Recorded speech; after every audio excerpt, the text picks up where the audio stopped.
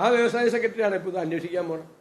ഞാൻ വ്യവസായ മന്ത്രിക്കും വ്യവസായ സെക്രട്ടറിക്കും നേരെ അഴിമതി ആരോപണമൊന്നും ഉന്നയിക്കുന്നില്ല. അവർക്ക് അതിലൊന്നും പങ്കൊന്നുമില്ല. പക്ഷെ അവരുടെ കൈകൾ കെട്ടപ്പെട്ടിരുന്നു. നമ്മൾ ആവശ്യമില്ലാത്ത ആളുകൾക്കെതിരെയൊന്നും പറഞ്ഞു. അവരുടെ കൈകൾ കെട്ടപ്പെട്ടിരുന്നു. അവർക്ക് അറിയാമായിരുന്നു ഈ നടക്കുന്നത് വൻ തട്ടിപ്പാണെന്ന് വ്യവസായ മന്ത്രിക്കും വ്യവസായ സെക്രട്ടറിക്കും അറിയാം എന്നുള്ളതിന്റെ രേഖകളാണ് 23/10/2021 അവർ കൊടുത്ത വ്യവസായ വകുപ്പ് പ്രിൻസിപ്പൽ സെക്രട്ടറിക്ക്. എന്നിട്ടും അവരിത് മുഴുവനായി മറച്ചു വെച്ചു എന്നുള്ളതാണ് ഏറ്റവും പ്രധാനപ്പെട്ട കാര്യം.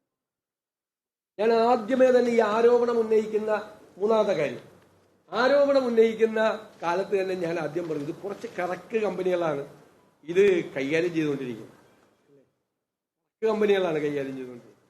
ഇപ്പൊ ഇവിടെ ഈ കെ ഫോൺ ഇവരൊക്കെ തന്നെയാണല്ലോ, നമ്മൾ കഴിഞ്ഞ ദിവസം വിശദീകരിച്ചു.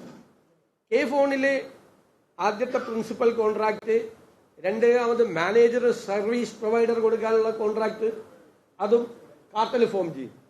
മൂന്നാമത് ISP, അതായത് internet service provider infrastructure, hardware and സോഫ്റ്റ്വെയറിനുള്ള ഇന്റർനെറ്റ് ISP, അതിനൊരു ടെൻഡർ വന്നു.